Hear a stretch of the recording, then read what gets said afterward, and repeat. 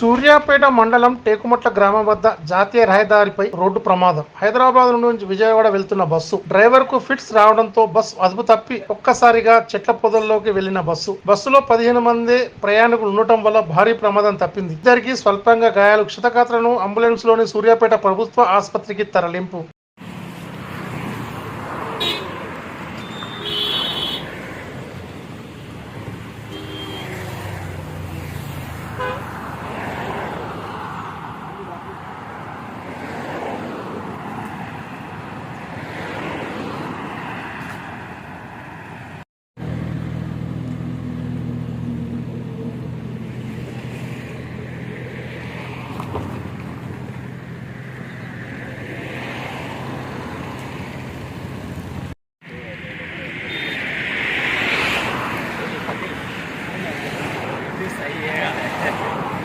నేను